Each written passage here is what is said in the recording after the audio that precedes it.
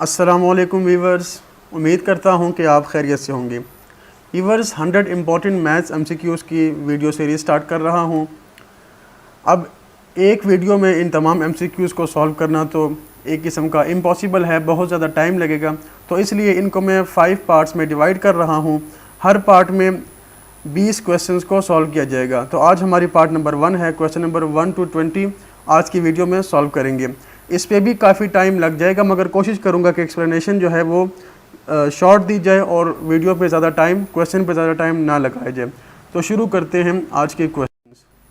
Question number 1 है, what is the average of the numbers. कुछ numbers आपको given है, हमें इनकी एवरेज निकालनी है। नंबर्स आर 0, 0, 4, 10, 5 एंड 5 ऑप्शन भी गिवन है। सबसे पहले एवरेज का आपको फार्मूला आना चाहिए। एवरेज का फार्मूला है sum of all values divide by number of values. Average का मतलब होता है दरमियानी वैल्यू। तो इसके लिए हम तमाम वैल्यूज़ को सम करते हैं और नंबर ऑफ वैल्यूज़ को डिवाइड करते हैं। अब यहाँ पर इस क्वेश्चन में आपने 0, 0 को स्किप नहीं करना कि ये कोई वैल्यू नहीं है, ये भी एक वैल्यू है। फॉर एग्जांपल, अगर किसी क्लास में टेस्ट होता है और कुछ बच्चों के नंबर 0 आ जाते हैं, तो जब हम एवरेज लेते हैं तो उन बच्चों को भी काउंट करते हैं, यानी कि divide by whole of the class करते हैं। बेशक नंबर 0 का कोई मतलब नहीं है, तो यहाँ पर ये एक वैल्यू है। तो हम इसको पुटअप करते हैं, प्लग इन किया, वैल्यूज़ को डिवाइड कर दिया नंबर ऑफ वैल्यूज़ हमने 6 पे, तो हमारा आंसर आ गया 4। सो करेक्ट ऑप्शन इज सी।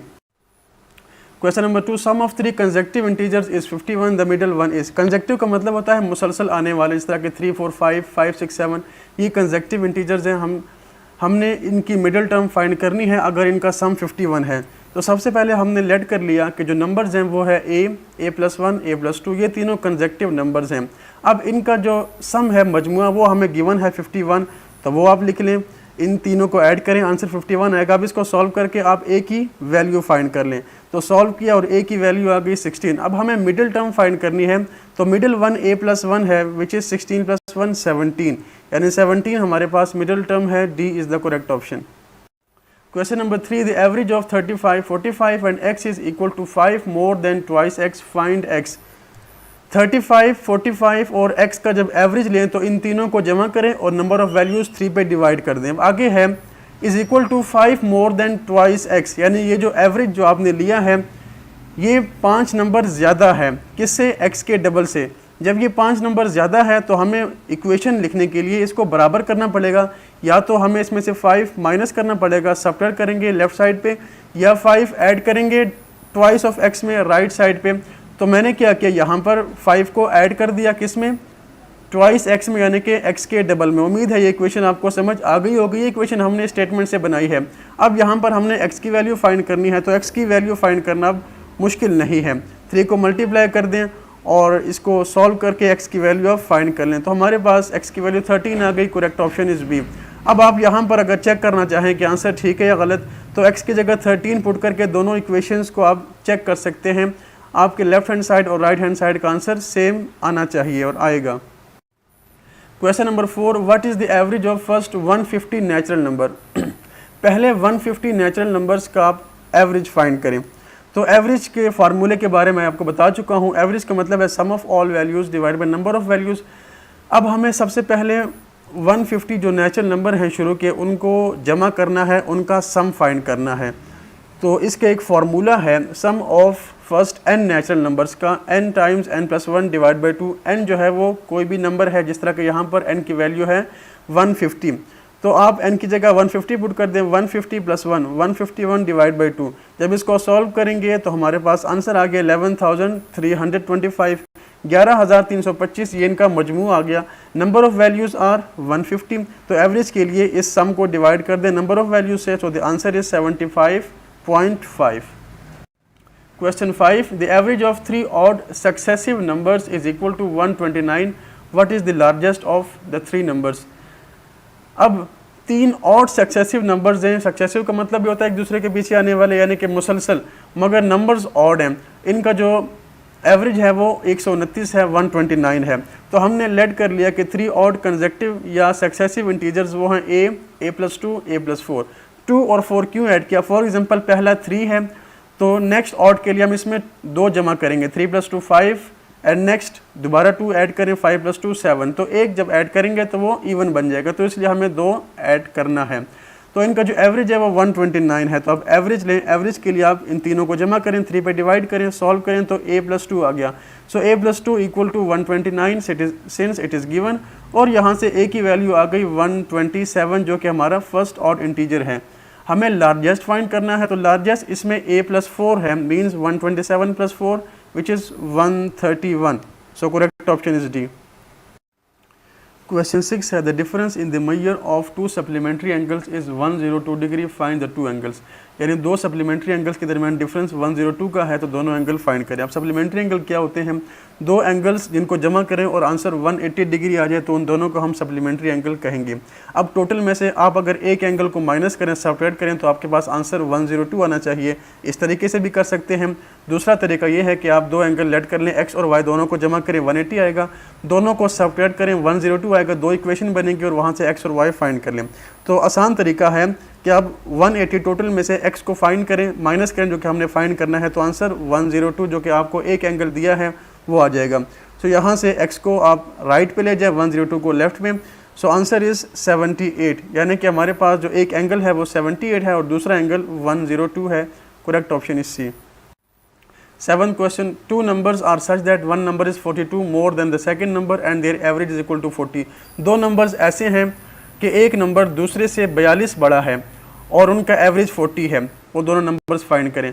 अब आप ऑप्शन में से भी देख सकते हैं, आप चेक करें कि इनमें से किसका जो डिफरेंस है नंबर्स का वो 42 है, और उसके बाद उनका एवरेज भी चेक करें किसका एवरेज 40 आता है, तो आप यहाँ से इसको सॉल्व कर सकते हैं। और अगर सॉल्यूशन देखना है तो मैंने सॉल्यूशन इसका किया है। अब गिवन है कि दो नंबर्स ऐसे हैं कि एक नंबर दूसरे से 42 बड़ा है, सो हमने नंबर्स को एक्स वाई लेट कर लिया, so x minus y is 42 और उनका average x plus y divide by 2 is 40, x plus y की वैल्यू आ गई 80। इन दोनों को ऐड करके x की वैल्यू फाइंड कर ली 61 और x की वैल्यू को आप पुट करें किसी भी इक्वेशन में तो y की वैल्यू आ गई 19। तो आप 61 माइनस 19 करें तो 42 आएगा और 61 प्लस 19 करें 80 divide by 2 is there average 40। इसका मतलब correct option is option A. Question 8, 20% of 100 is। तो इसको सॉल्व करते हैं।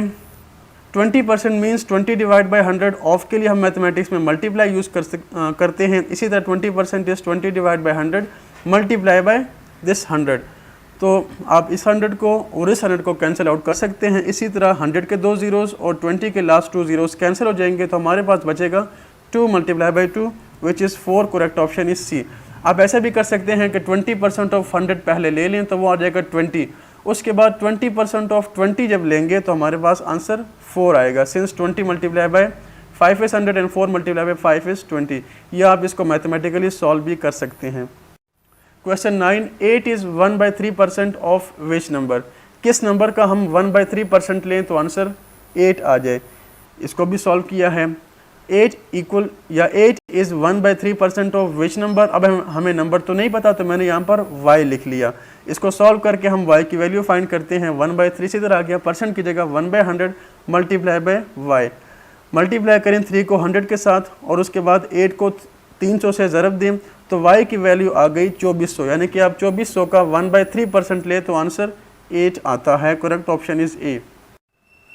Question 10, the number whose 7% is 42 is. ऐसा कौन सा नंबर है जिसका 7% लिया जाए तो आंसर 42 आता है। हमने लेट कर लिया कि एक ऐसा नंबर a है जिसका 7% ले तो आंसर 42 आएगा। अब इस इक्वेशन से a की वैल्यू फाइंड करें तो वो आंसर आ जाएगा 600। Correct option is D. Solution आप खुद चेक कर सकते हैं कि कैसे सॉल्व किया है। Question 11, what will be 60% of a number whose 80% is 320। एक ऐसा कौन सा नंबर है जिसका 80% ले तो 320 आता है, तो उसका 60% क्या आएगा, उस नंबर फाइंड करें। 60% ऑफ एनी नंबर, हमने नंबर को y लेट कर लिया, वो हमें फाइंड करना है और 80% उस y का 320 गिवन है। अब यहाँ से आप y फाइंड कर सकते हैं यूजिंग दिस इक्वेशन।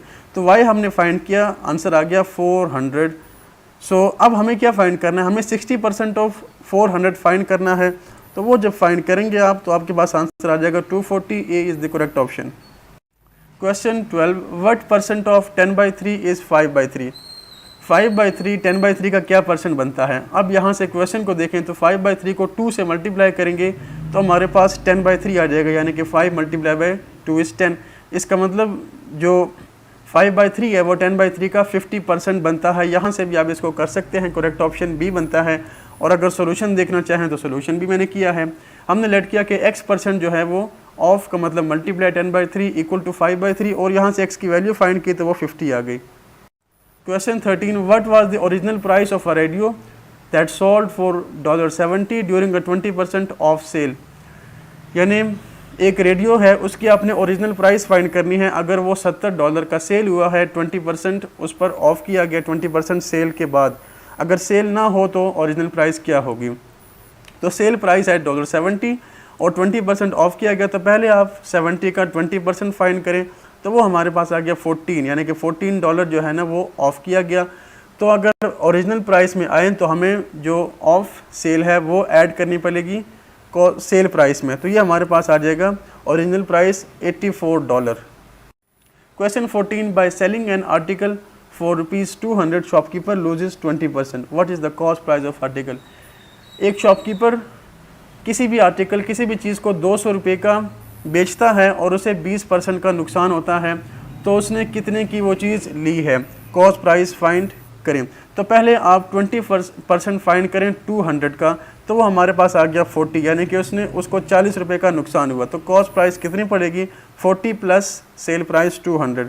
तो the cost price is option C 240। Question 15, what is the percentage profit if a motorcycle is bought for ₹50,000 and sold at ₹56,000। एक मोटर बाइक 50,000 रुपये का इसको कॉस्ट प्राइस है और 56,000 रुपये का उसको सेल कर दिया गया, बेच दिया गया, तो कितना परसेंट प्रॉफिट हुआ। इसके लिए आप फार्मूला यूज़ करें प्रॉफिट परसेंट का, which is profit divide by cost price multiply 100। और प्रॉफिट कैसे फाइंड करते हैं, sale price minus cost price. Values यहाँ पर पुट करके सॉल्व करें तो आंसर आ जाएगा 12%, यानी कि 12% का मुनाफा हुआ। Question 16, age of sister is twice the age of brother 3 years back, sister's age was 3 times the age of brother, how old are they both now. तो आपको पहले गिवन है कि जो सिस्टर की एज है वो डबल है ब्रदर की एज से, तो हमने लेट कर लिया कि ब्रदर की एज x तो सिस्टर की 2x होगी। अब 3 years बैक, तो 3 साल पहले उनकी एजेस क्या होंगी, सिस्टर की एज 3 साल, ब्रदर की एज 3 साल पहले होगी x-3, एज में से आप 3 को माइनस कर दें और सिस्टर की एज होगी 2x-3। आपको गिवन है कि 3 साल पहले sister's age was 3 times the age of brother. तो अब यहाँ पर आप इस कंडीशन को यूज़ करेंगे। अब आपने क्या किया, according to given condition 3 times x-3 equal to 2x-3, आपने इस इक्वेशन को समझना है। दोबारा देख लें 3 years बैक, इसके लिए मैंने पहले इनकी एजेस को फाइंड किया।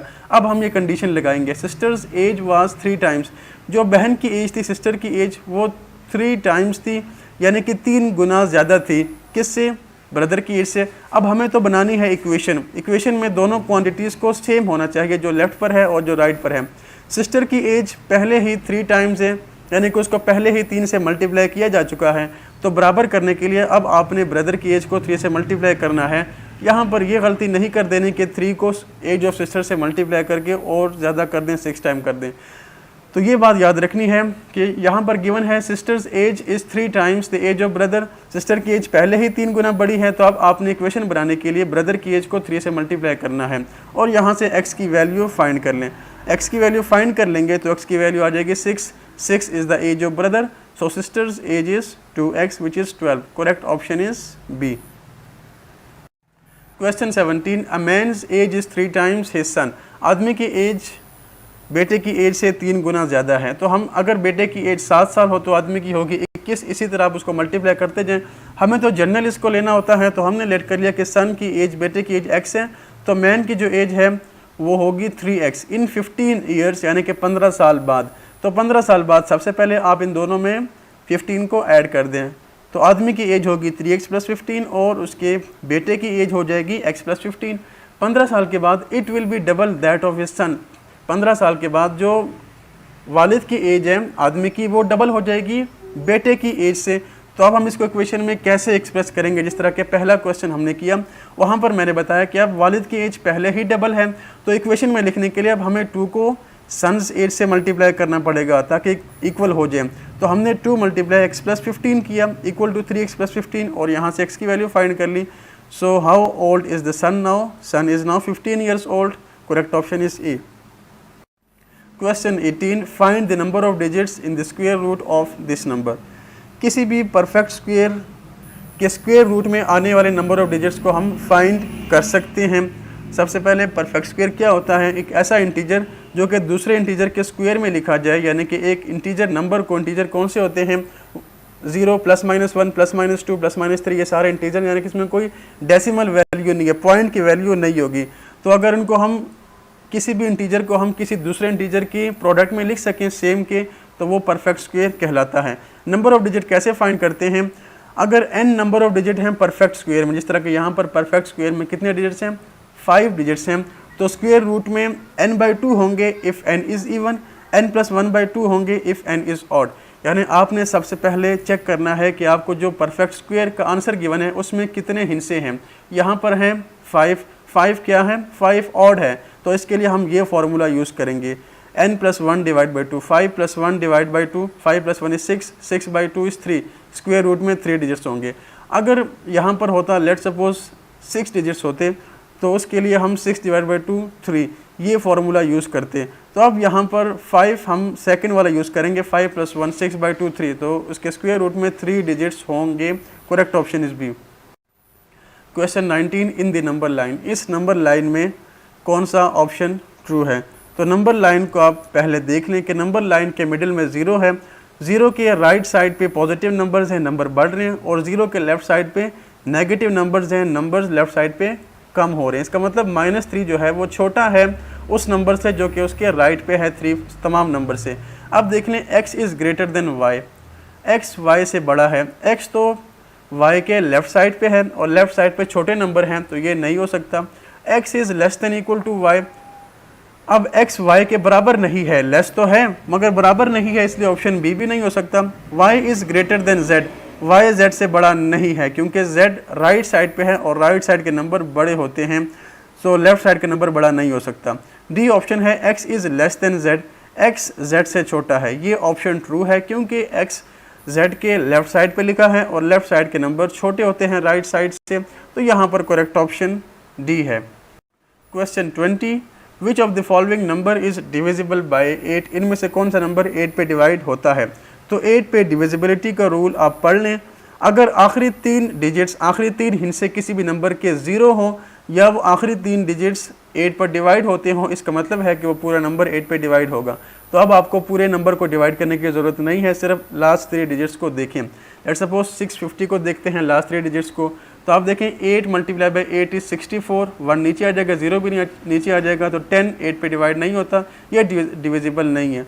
इसी तरह 8 × 8 64, सब्ट्रैक्ट करेंगे 11 आ जाएगा, ये भी डिवाइड नहीं होता, ये भी नहीं होगा। 656 को देख लें, 8 × 8 इज़ 64, माइनस करें 1 आएगा, 16 नीचे आ जाएगा, 8 × 2 इज़ 16, तो ये डिवाइड होता है। 656 डिवाइड बाई 8 इज़ 82, इसका करेक्ट ऑप्शन डी है। अब इस तरह की वैल्यू, इस तरह के जो क्वेश्चंस है डिविजिबिलिटी रूल के, वो मैंने इस पे वीडियो बनाई है फ्रॉम 1 to 12, तो वो आप चेक कर सकते हैं, डिस्क्रिप्शन में इसका लिंक गिवन है। इसके अलावा मैथमेटिक्स 5 to 8 तक भी मैंने वीडियो बनाई है, 5, 6, 7, 8, उन तमाम को एक वीडियो में कवर करने की कोशिश की है, तो वो भी आप चेक कर सकते हैं, वो भी आपके लिए काफ़ी हेल्पफुल होंगे। तो आज की वीडियो यही तक थी, वीडियो को लाइक करना और चैनल को सब्सक्राइब करना मत भूलिएगा। अगली वीडियो में दोबारा मुलाकात होगी, तब तक के लिए अल्लाह हाफिज़।